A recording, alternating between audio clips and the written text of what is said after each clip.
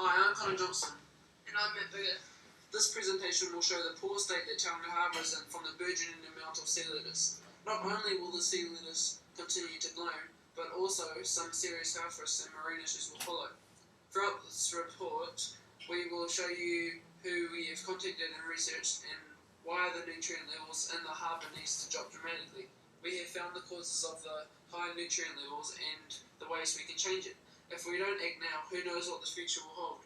It's your choice. Our hypothesis before we started this inquiry was that we should get rid of all the sea lettuce in the Tauranga Harbour because it smells and it's not very nice to swim. Sea lettuce is usually bright green and composed of low, ruffled-edged leaves that are coarse and sheep-like, resembling the leaf of a lettuce. It can grow over 50 centimeters in diameter and is an algae that is usually found growing on rocky shores, seas and oceans. It grows in brackish water, rich in organic matter or sewage. When dead, it rots and turns black or white in colour, depending on the area. The species has been known to grow at a 20-metre depth. What are the main ingredients for sea lettuce blooms? Nitrogen. Nitrogen is one of the key ingredients for sea lettuce blooms. Nitrogen has been increasing in waters about 3 times from 2002 to 2009. It comes mostly from the stock area and goes through the groundwater and comes into the Tauranga Harbour. A way scientists can figure out how and where the nitrogen comes from is the concentration. For example, 10% concentration comes from sewage. Humans are also big causes of putting nutrients in the sea because when you flush a toilet, have a shower or wash a car, dirty water enters the sea. We need to make the population more aware and more mindful to minimise the problem. Phosphate. Phosphate is a big key ingredient for the growth of algae in the harbour. It attaches to soil particles and filtrates to the water. So if we can mitigate or slow down these particles using buffer zones, the big storm events won't be such an issue. Causes sea lettuce to bloom. High levels of nutrients. Also, the thing that causes high levels of nutrients is cows crossing through rivers and streams. When farmers are taking cattle through to another race, they quite often walk through streams and rivers, and the mud and fertiliser on them washes into streams and is carried down into the harbour.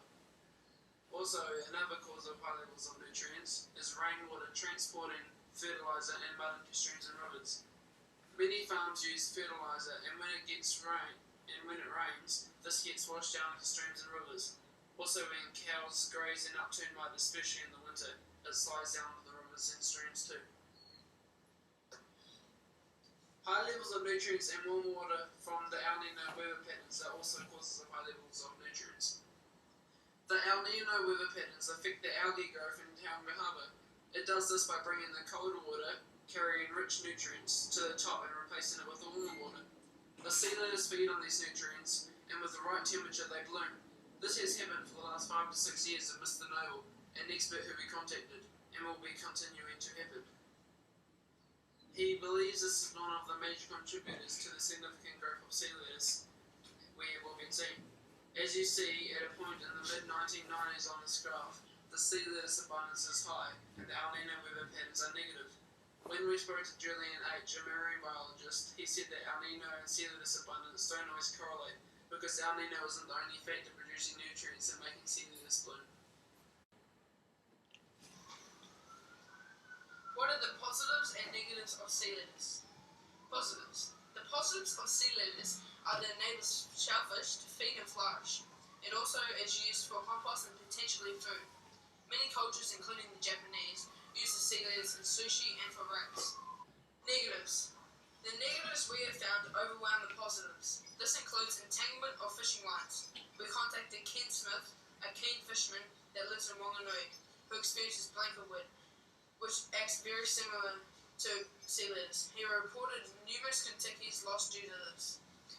Another negative is the potential loss of tourists visiting our lush and beautiful area, as it is very unattractive. It is very unpleasant to swim in and has a strong stench with which we all have experiences. Mr. Noble told of smaller boats being tangled in the sea lettuce and requiring help of the Coast Guard. Both Environment Bay Planning and Tauranga City Council spend $30,000 each annually addressing the problem. This money could be spent on more important things like fixing roads or footpaths. When you get an overload overload of sea layers and it covers the sea floor, it becomes an anoxic system, completely opposite to what it actually is, an oxygen-based system, and kills all below it, even shellfish. It also has the power to kill strong animals such as horses when sea lettuce is decomposing, and potentially could kill a human. Also, Mr. Noble told us that the Perori, a large black fish, is a mud, flat-dwelling fish, and has been on the decline for the last 50 years, and he believes that it correlates with the burgeoning sea lettuce. Sea lettuce plays a major role in marine ecosystems in the Tauranga Harbour.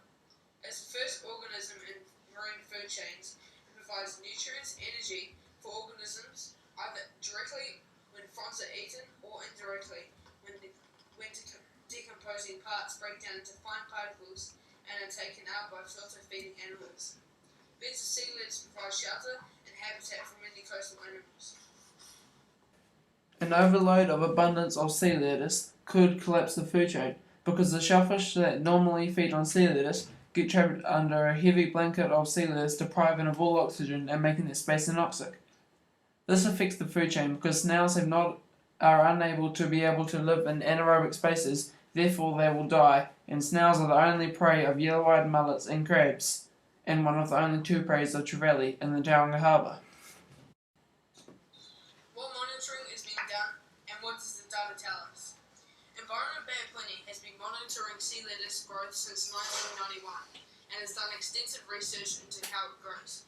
The Regional Council checks the harbour every 2 months, gathering data on sea lettuce abundance, the levels of nutrients in the harbour and other environmental factors, telling us that like many other harbours, the levels of nutrients is definitely a problem. What is currently being done to decrease the amount of sea lettuce in the Tauranga Harbour? The Tauranga City Council allocates $30,000 annually towards the manual removal of sea lettuce, and the Bay of Plenty District Council matches that for the same cause. Tauranga City Council helps residents collect sea lettuce from the beaches in its local authority area. Environment Bay of Plenty monitors and provides information on sea lettuce to those interested. They also fund other cleanups outside of Tauranga Harbour, for example in Ngari Point, with sea lettuce from rocks into the open, allowing beach grooming machines to collect it. This only is a short-term solution as it keeps regenerating. The council should be aiming for a more permanent solution. What are the best two options to reduce sea lettuce blooming in the Tauranga Harbour? Riparian buffer zones. Stormwater washes cow feces and mud fertiliser down off farms and into streams. All of those things are huge sources of nutrients. If you hear that farmers are one of the main causes of sea lettuce blooming, that is what they mean. It is especially bad in the winter when cows upturn the mud and grass, making more mud slip down into streams via rainwater. Fortunately, there is a law in place to reduce the amount of fertiliser on farms, which is no more than 30 millimetres of fertiliser can be put on farms at a time. Inserting a buffer zone includes placing fences from about 2 metres away from the side of a stream. You then plant vegetation or just let the grass and plants overgrow in between the fence and the stream. When all those unwanted nutrients wash down off the hills and farms and go through the buffer, the vegetation absorbs most of the nutrients from the feces and the fertiliser, and the roots feed on, the nutrient-filled stormwater. Funding to insert riparian buffer zones can be applied for from the Tauranga City Council website. Bridging streams. A method used to reduce nutrients in the streams and rivers and in effect reduces sea lettuce. There is currently a law that is illegal to cross your cattle through streams and rivers any wider than 1 metre and any deeper than 20 centimetres. If a stream is less than these measurements, it is unlikely to carry enough water volume to sustain the distance all the way to the harbour.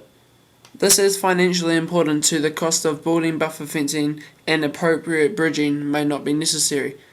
The construction of an adequate bridge can cost between $50,000 and $100,000. Bridges have been known to reduce nutrient levels by about 50%. Conclusion. Throughout this inquiry, we studied what sea lettuce is and what promotes its growth. We also found out how it affects the ecosystem and the food web.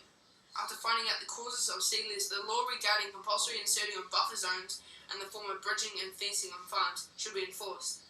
We also recommend that councils should make advertising campaigns to make the population more aware that they are one of the main contributors towards the high nutrient levels in Tauranga Harbour. Any questions? about the nutrient levels or how strict the law is about buffer zones?